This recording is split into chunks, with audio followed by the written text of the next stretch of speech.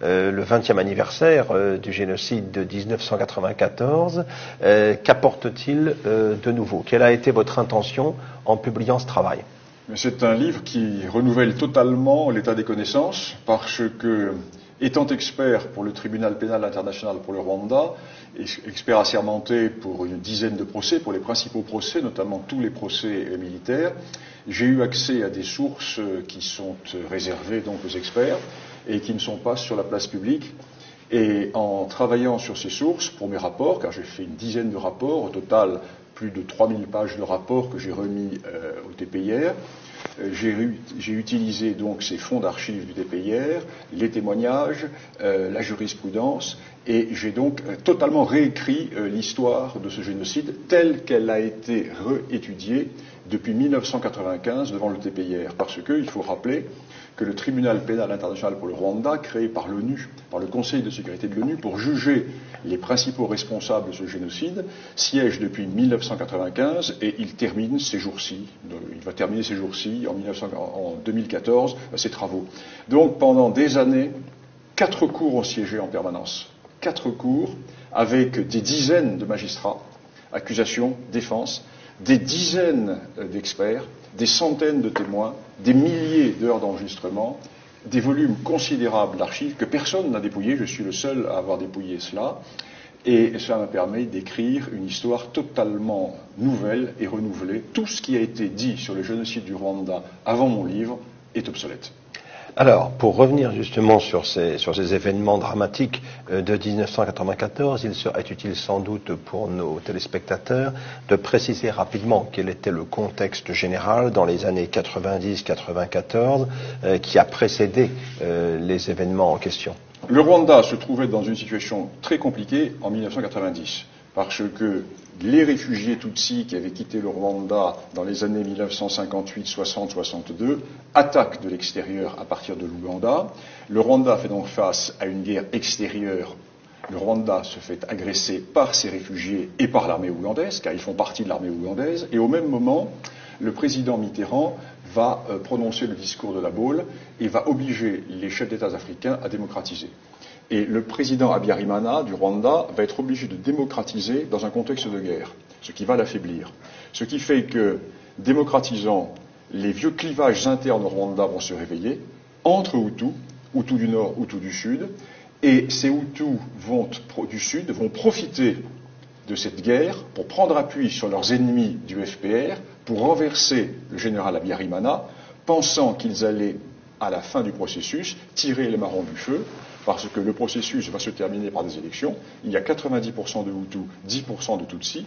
Même si les Tutsis minoritaires ont une armée puissante, le jour des élections, ils ne pèseront que 10%. Et même si les Hutus sont divisés en 2 camps, 2 fois 45% divisé par 2, ça fait toujours plus que 10% de Tutsis. Donc ils pensent qu'ils vont tirer les marrons du feu. Ce sont les Hutus dits modérés qui vont s'allier aux Tutsis pour déséquilibrer Habyarimana et pour prendre le pouvoir. Et ce faisant, le FPR Tutsi va les utiliser et va provoquer un climat de guerre civile. Nous savons maintenant que tous les attentats qui ont été commis pendant la période 1991-1993 et qui vont exacerber les tensions raciales viennent non pas du camp du président Habyarimana, mais du camp du FPR. Ceci était parfaitement établi devant le TPIR. Et le FPR, c'est-à-dire le Front patriotique rwandais, l'actuel régime qui est au pouvoir à Kigali, pratique la stratégie de la terreur. La stratégie de la terreur afin de détruire complètement le corps social rwandais de façon à ce qu'il n'y ait qu'un fruit mûr à cueillir. Et les accords d'Arusha vont être signés, accords de paix d'Arusha, et l'on ne comprend pas pourquoi le général Habyarimana signe des accords qui font une telle partie belle au FPR. Parce que les Tutsis sont 10%, et ils vont se retrouver à l'issue des accords d'Arusha, posséder la moitié des postes ministériels, la moitié de l'armée, la moitié de la gendarmerie. C'est considérable. Alors tout le monde dit Habyarimana a trahi. Pas du tout. Habyarimana, qui est tout à fait un fin politique, sait très bien qu'à l'issue des 18 mois du processus de transition, qui va être garanti par l'ONU, il va y avoir des élections de suffrage universel. Et il sait qu'il va les gagner, ces élections de suffrage universel. Il va les gagner parce que les Hutus sont 90%. Ce qui fait que le FPR se rend compte que, en fait, il a perdu la partie. Il a réussi à signer des accords qui le font rentrer dans le jeu politique, mais pour la période simplement de transition, et il sait très bien qu'à l'issue de cette période de transition, il va se retrouver complètement minoritaire. Sa seule force est une force militaire, parce qu'il a une armée plus puissante que l'armée officielle rwandaise, que les forces armées rwandaises. Il faut donc un élément qui permette de reprendre la guerre, pour gagner le pouvoir militairement. Et c'est à ce moment-là que le général Habyarimana est assassiné dans son avion, 2 missiles qui abattent son avion. Oui, parce que vous apportez un certain nombre de lumières justement sur cet événement et l'événement déclencheur de ce qu'on va appeler le génocide. Pas ce qu'on va appeler, ce qui est un génocide. Qui est un génocide. Moi, je ne suis pas de ceux qui disent qu'il n'y a pas eu de génocide. Oui, je comprends bien. Je dis que ce génocide n'a pas été programmé, mais ce génocide a eu lieu. C'est pas la même chose. Alors, comment s'est opéré cet attentat contre le général Habyarimana? Qui en sont les responsables? Est-ce que nous avons maintenant, aujourd'hui, des certitudes à ce sujet? Parce que si l'on en croit certains médias, on accuse évidemment les radicaux Hutus, les extrémistes Hutus, reprochant à Habyarimana justement d'avoir fait des concessions. Oui, alors, pour réaliser derrière, dans la foulée, le génocide. 20 ans de travaux au TPIR ont complètement retourné cette thèse. Aujourd'hui, je ne peux pas vous dire, j'ai une intime conviction, mais que je ne vais pas exprimer ici, car je ne peux pas l'étayer définitivement. Ce que je peux vous dire, qui est certain scientifiquement, dans l'état actuel des connaissances, c'est que ce ne sont pas les Hutus qui ont tué Habyarimana. Nous avons des éléments qui sont des commencements de preuves, des indices de preuves. Nous avons des témoignages, notamment des membres du commando qui ont parlé. Nous avons les numéros des missiles. Les gens qui ont lancé les missiles contre l'avion présidentiel. Nous savons exactement comment s'est déroulé l'attentat. Nous savons exactement d'où il s'est déroulé. Nous savons comment les missiles ont été transportés sous les camions de bois depuis l'Ouganda jusqu'au centre de Kigali, sous les camions de viande depuis le centre de Kigali jusqu'au lieu de l'attentat. Nous connaissons les noms des tireurs. Nous connaissons la couleur du véhicule qui a transporté. Nous avons les numéros d'identification des missiles. Ces missiles viennent des stocks de l'armée ougandaise.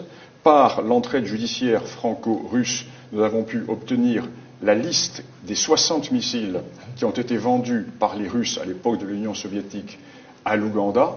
Et sur ces 60 missiles, nous savons qu'il y en a 16 qui sont sortis des stocks de l'armée ougandaise et qui sont passés du côté du FPR. Nous savons que parmi ces missiles, deux ont été tirés, et nous avons les numéros de ces missiles qui correspondent très exactement à ceux des 16, parmi les 16 qui sont sortis des arsenaux. Donc nous sommes très bien renseignés. Les témoins ont parlé, etc. Mais il n'y a pas de conclusion définitive. Il y a des indices plus que concordants qui montrent que cet attentat ne vient pas du côté des Hutus. Il viendrait donc des hommes du FPR. Alors, à qui profite le crime? Voilà, à qui profite le crime? Certainement pas aux Hutus. Oui. Les Hutus n'avaient absolument aucun intérêt à assassiner leur propre président. Qui plus est, le chef d'état-major de l'armée, le chef de la maison présidentielle, les collaborateurs les plus proches. Et cet attentat va totalement décapiter le régime Hutu. Le régime Hutu n'existe plus après cet attentat. Tous les cadres sont morts dans cet attentat. Et immédiatement, dans les heures qui suivent l'attentat, le FPR lance l'offensive militaire. Et deuxième grand acquis des travaux d'Arusha, nous savons que cette offensive militaire était préparée depuis plus de 6 mois. Nous savons tout sur les stocks prépositionnés, sur la mise en place des unités.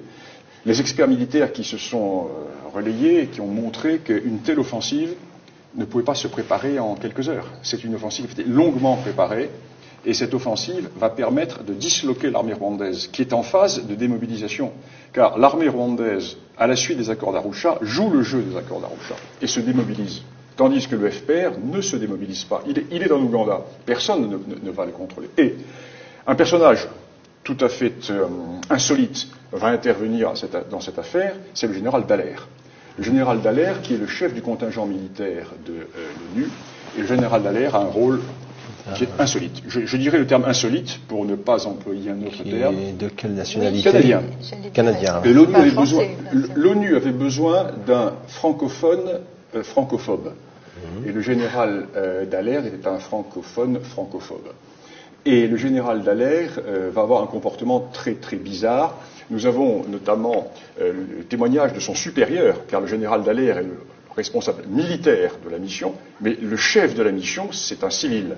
C'est un Africain, c'est un Camerounais, et qui va être tenu à l'écart par le général Dallaire. Et ce responsable, M. Bobo, Roger Bobo, a fait un livre tout à fait intéressant qui s'appelle Le chef de Dallaire parle. Et il le massacre. Il massacre Dallaire, il accuse Dallaire d'être pro-FPR.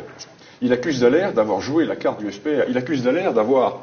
Moi, je n'interviens pas dans ce domaine, mais les accusations portées par Bobo sont terribles. Et nous avons un autre livre, fait par un capitaine sénégalais de l'ONU, le capitaine Démé, un livre très intéressant, qui est fort peu connu, qui porte les mêmes accusations.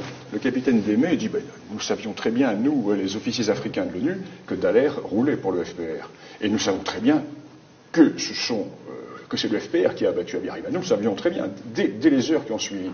Et quand l'offensive du FPR a eu lieu, dès la nuit du 6 au 7 avril 1994, l'attentat a lieu le 6 avril à 19h30, ou 19h, ou 18h30, et dans la nuit même, l'offensive commence, l'offensive du FPR, et nous savions très bien que cette offensive était préparée depuis des mois. Nous le savions par les écoutes, par les renseignements, etc. Et Dallaire a menti.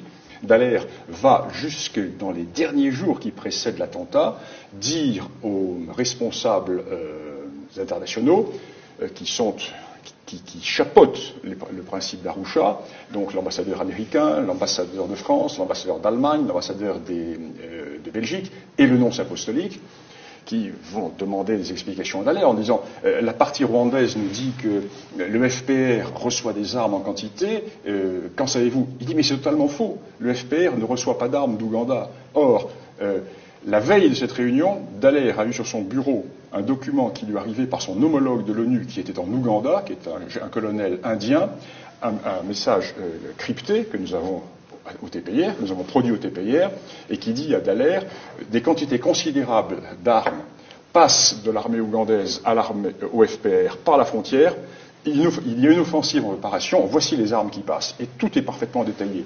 Dallaire, là, la veille sur son bureau, l'étudie, et le lendemain, dit mais non, il n'y a absolument aucun élément permettant de dire... Qu'est devenu ce brillant personnage alors ? Il a fait une crise de nerfs. Ce brillant personnage a laissé ses hommes se faire massacrer sous ses yeux. Il y a un épisode que je raconte dans mon livre qui est absolument dramatique. Il voit trois casques bleus belges qui ont été capturés par des assassins et qui sont en train de les massacrer. Il est avec sa Jeep conduite par un chauffeur rwandais. Il voit ses hommes se faire massacrer. Il demande au chauffeur de s'arrêter. Le chauffeur dit non, c'est trop dangereux. Ah bon? Et au lieu de sortir son pétard et disant tu t'arrêtes, je descends, le général Dallaire serait descendu, l'affaire a été calmée. Il va à la réunion de l'état-major parce que les officiers rwandais font une réunion pour voir comment réagir après la mort d'Abiyarimana. Au lieu, il a devant lui l'ensemble des officiers de l'armée rwandaise. Au lieu de dire on massacre mes hommes à 400 mètres de là, il ne dit rien. Le colonel Bagosora qui préside la réunion le fait installer à la table d'honneur, lui demande de prendre la parole. Il dit non, je prendrai la parole à la fin de la réunion. 1 heure se passe. À la fin de la réunion, va-t-il dire l'on massacre mes hommes à côté? Il ne dit rien. Et quand la réunion est terminée, midi, il prend à part le colonel Bagosora et lui dit on massacre mes hommes un peu plus loin. Bagosora part en courant, lui-même manque de se faire massacrer, mais entre-temps les casques bleus belges ont été tués. Donc il y a véritablement un comportement qui est assez étrange et assez insolite chez le général Dallaire. Alors, il va faire une dépression nerveuse, il va être complet d'honneur au Canada, et bon, il se fait oublier, mais c'est un héros national au Canada. Vraiment. Ah oui, bien. Intéressant. Oui. Ouais. Alors, cette affaire du Rwanda, elle a fait l'objet, bien sûr, de beaucoup de débats, de beaucoup de polémiques, et en particulier, on a voulu incriminer la France dans cette affaire. La France responsable ou complice du génocide. Il y a un certain nombre de titres de la presse quotidienne qui sont revenus à plusieurs reprises sur ce terrain-là. Que pouvez-vous répondre à ces affirmations? bon, de toute façon, la France complice le génocide, c'est une vaste plaisanterie, parce que les derniers éléments militaires français quittent le Rwanda au mois de décembre 1993, et le génocide a lieu le 6 avril 1994. Donc il n'y a plus de Français au Rwanda, en dehors de la coopération militaire, les 14 ou 15 coopérants militaires qui étaient déjà là avant 90, enfin le même effectif. Donc c'est une plaisanterie. Il y a plus de coopérants allemands à ce moment-là, plus de coopérants belges qu'il n'y a de coopérants militaires français. Donc c'est une plaisanterie, c'est un mauvais procès.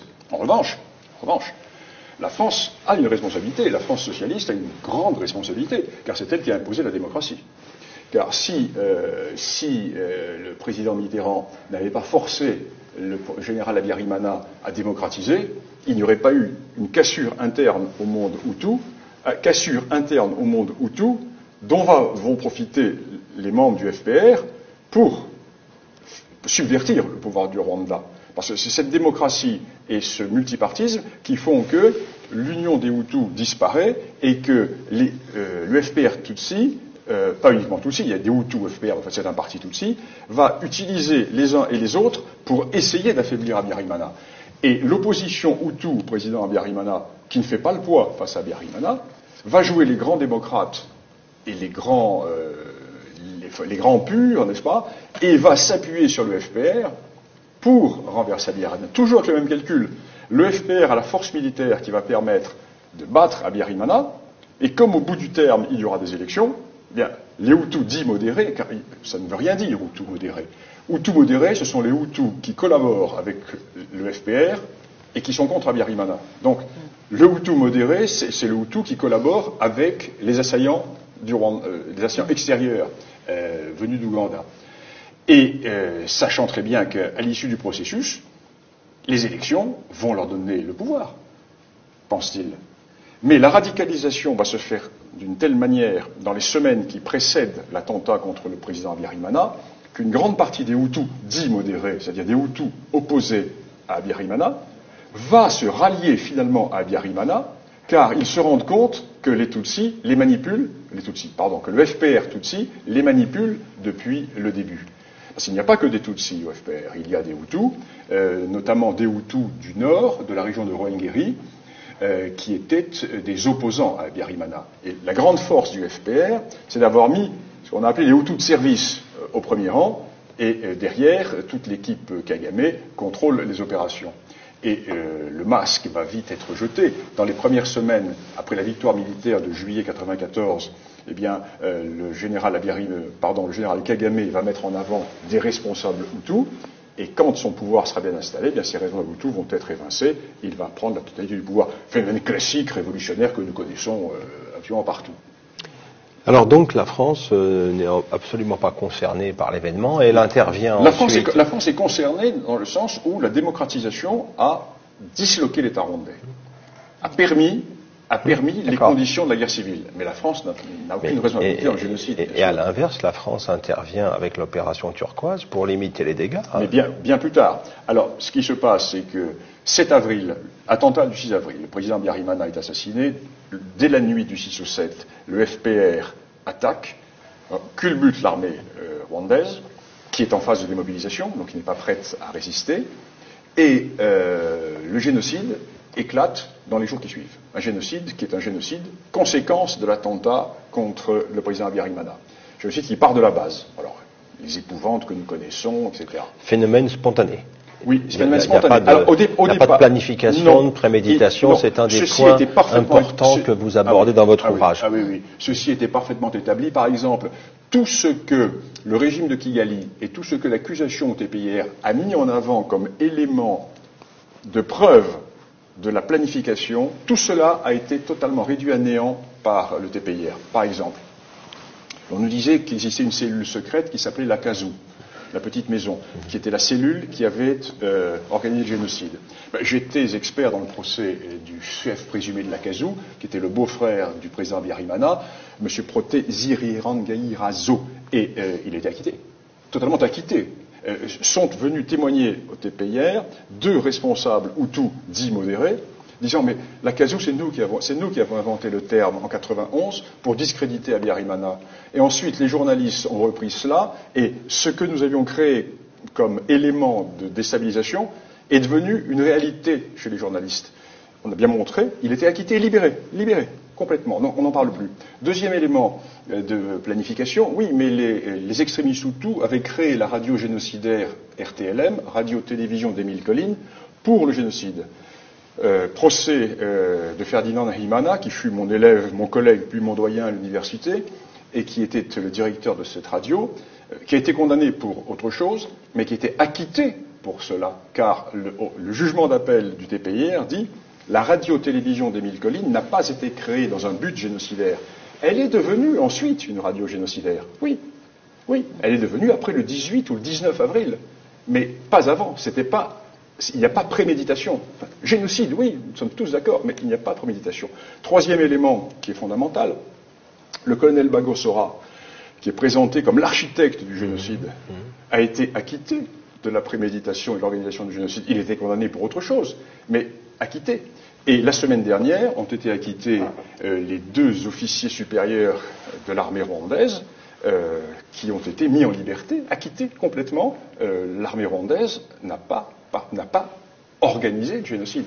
Donc, il s'est passé que la folie meurtrière, le Rwanda était une cocotte minute, tout le monde se connaît, c'est un petit pays surpeuplé, les gens ont commencé à se massacrer. Alors, il y a eu ensuite une organisation du génocide dans certaines régions, mais bien après l'attentat du 6 avril.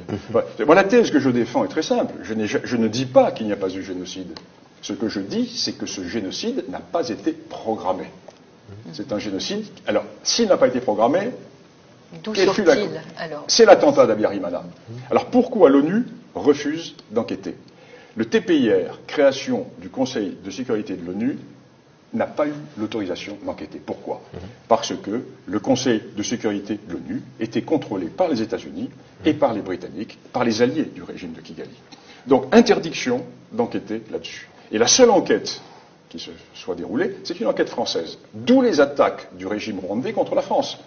Toutes les attaques qui sont faites en disant la France est complice du génocide sont des attaques de diversion et d'enfumage destinées à terroriser le juge Trévidic. Parce que le juge Trévidic, qui a pris le relais du juge Bruguière, et qui est en charge de ce dossier, est l'objet de pressions inimaginables et d'enfumage inimaginable avec tous les relais de presse, Libération, Jeune Afrique, enfin toute la presse qui est une presse qui suit et qui adhère à l'idéologie officielle du régime de Kigali. L'idée est la suivante, il faut embrouiller le dossier d'une telle manière que le juge Trévidic rende un non-lieu total ou partiel. Comme ça, on n'en parlera plus. Et comme il n'y avait que la France qui enquêtait sur l'attentat, pourquoi ? Parce que les pilotes de l'avion présidentiel étaient français. L'équipage était français.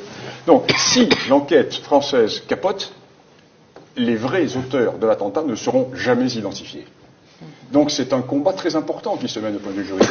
Alors, nous verrons si la justice française peut aller jusqu'au bout. Les Rwandais, à l'heure actuelle, font patte de velours avec la France. Et j'en reviens à l'actualité en République centrafricaine. La France avait besoin d'alliés africains. Personne ne se bousculait. Le Rwanda a envoyé 1000 hommes. Ah oui. Regardez comme nous sommes gentils. Il est bien évident que c'était pas pour nos beaux yeux qu'ils ont envoyé 1000 hommes. Il est bien évident qu'en dessous, il y a dû y avoir des tractations. Bon, en France, la justice est indépendante, donc ces tractations n'auront pas de conséquences sur la justice, bien entendu, ou alors nous serions devenus une république bananière. Je ne crois pas du tout encore. Vous pensez ? Non, vraiment. Non, mais pas du tout. Et quelle est la situation actuelle alors Eh bien, au Rwanda, nous sommes revenus à une situation, j'allais dire, d'ancien régime. Bon, qui est une situation intéressante aux yeux de l'histoire. C'est-à-dire que les 10% de Tutsis qui avaient été chassés du pouvoir en 1959 au nom de la démocratie ont repris le pouvoir militairement et appuyés sur ce que certains ont appelé l'héritage ou même la rente du génocide, ils sont au pouvoir et personne ne conteste leur pouvoir. Alors, on a des élections qui sont tout à fait intéressantes. Par exemple, dans la zone du nord du Rwanda, qui était le fief du général Abiyarimana, c'est une zone dans laquelle il n'y a jamais eu le moindre Tutsi, le président Kagame est élu avec 98% des voix. Donc c'est tout à fait intéressant. Nous avons une véritable démocratie telle que nous l'aimons. Je pense qu'une telle démocratie mériterait que le président Kagame puisse entrer au Panthéon. C'est voilà une idée, oui, effectivement. Merci Bernard Lugon pour tous ces éclairages. Je rappelle le titre de votre ouvrage, oui, Bernard Lugon. Rwanda, un génocide en question. Alors en question au pluriel, parce que je oui. pose 10 questions. Les 10 questions qu'il faut poser. C'est à propos de ce génocide. Oui. Effectivement, un génocide en question. C'est publié aux éditions du Rocher. Eh bien, merci infiniment Bernard Lugon.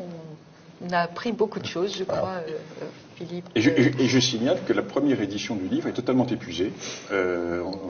L'éditeur m'a annoncé hier qu'on faisait un retirage. Plusieurs milliers d'exemplaires vendus déjà en quelques semaines. Donc visiblement, c'est un livre oui, entre guillemets, vous parlez contemporain, qui interpelle. Qui intéressera certainement, en tout cas, les téléspectateurs de TV.